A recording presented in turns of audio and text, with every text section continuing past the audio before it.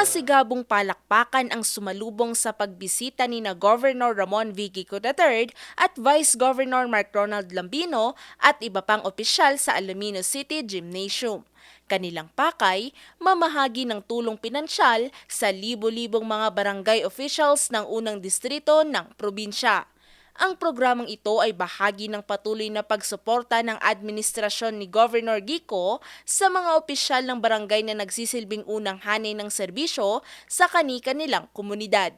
Maraming salamat po sa ating gobernador. Talagang malaking tulong na po sa amin ito, lalong-lalo sa amin na walang hanap buhay. Talagang malaking bagay na to. Thank you po, Gob, sa lahat ng mga tulong niyo po. Napakalaking tulong po aming mga barangay officials. Bukod sa financial assistance, namahagi rin si Governor Gico ng monoblock chairs sa bawat barangay na dumalo sa programa.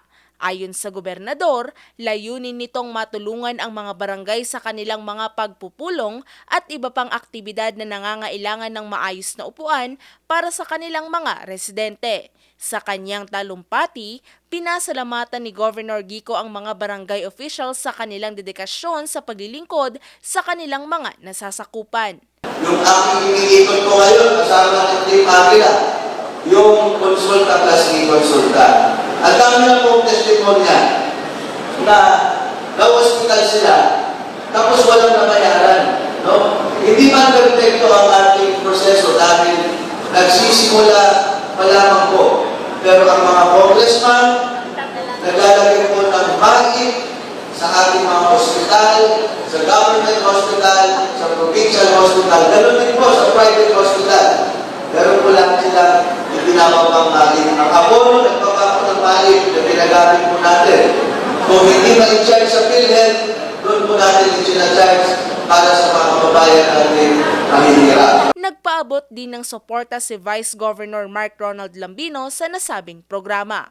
Tayo ay papasalamat sa oportunidad at oras na binibigay po ninyo sa aming grupo, sa Grupo Agila na mga Alomino, uli ang ating mga opisyalis ng First District of Pangasinan. Kayo po na nasa frontline, ang nasa barangay, talagang kayo po ang mga primary na humaharap sa ating mga kababayan dito sa probinsya. Kasama rin sa aktibidad sina Congressman Ramon Monching Gico Jr. at iba pang opisyal ng lalawigan na nagpakita ng kanilang suporta sa adhikain ng gobernador. Sa pagtatapos ng programa, muling nagpasalamat sina Governor Gico at Vice Governor Lambino sa lahat ng dumalo at nangakong magpapatuloy ang kanilang administrasyon sa pagbibigay ng tulong at suporta sa mga barangay officials.